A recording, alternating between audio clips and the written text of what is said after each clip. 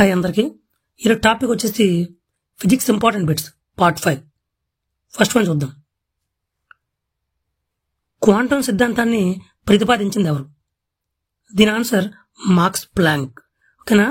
Max Planck ఏం చెప్పాడంటే కాంతి అనేది చిన్న చిన్న ప్యాకెట్ల రూపంలో క్వాంటాల రూపంలో ప్రయాణిస్తుందని చెప్పాడు. న్యూటన్ ఏం చెప్పాడంటే కాంతి కణాల రూపంలో ప్రయాణిస్తుందని చెప్పాడు. కాంతి అనేది కణాల రూపంలో ప్రయాణిస్తుందని చెప్పాడు.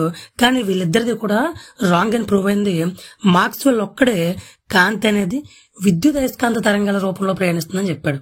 కాంతి అనేది విద్యుత్ అయస్కాంత తరంగాల రూపంలో ప్రయాణిస్తుందని చెప్పింది ఎవరంటే మాక్స్వెల్. విమానం రెక్కలు ఏ నియమం ఆధారంగా పనిచేస్తాయి? దీని ఆన్సర్ బెర్నౌలీ. ఓకేనా? విమానం రెక్కలు అనేవి బెర్నౌలీ ఈక్వేషన్ ఆధారంగా అయితే పనిచేస్తాయి. బెర్నౌలీ ఈక్వేషన్ మీద ఆధారపడి పనిచేసే వస్తువులు ఇంకేంటంటే స్ప్రేయర్ ఒకటి, ఆటోమైజర్ ఒకటి, ఇవన్నీ కూడా బెర్నౌలీ సూత్రం యొక్క అప్లికేషన్స్. సేమ్ పాస్కల్ నియమం మీద ఆధారంగా పనిచేసేవి ఏంటంటే హైడ్రాలిక్ జాక్, హైడ్రాలిక్ పంపు, అలాగే బామా ప్రెస్, ఇవన్నీ కూడా హైడ్రాలిక్ క్రేన్, ఇవన్నీ కూడా పాస్కల్ నియమం ఆధారంగా పనిచేస్తాయి. ట్రాన్సిస్టర్లో వాడే మూలకం ఏది? దీని ఆన్సర్ సిలికాన్. ఓకేనా?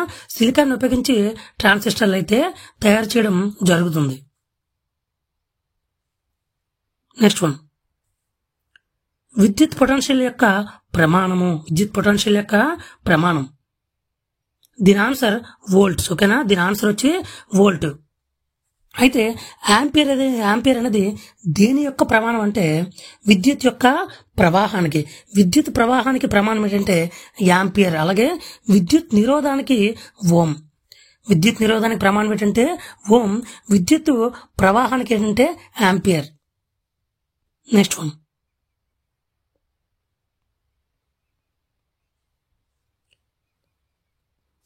కాంతి కిరణాలు ఏ తరంగ రూపంలో ప్రయాణిస్తాయి?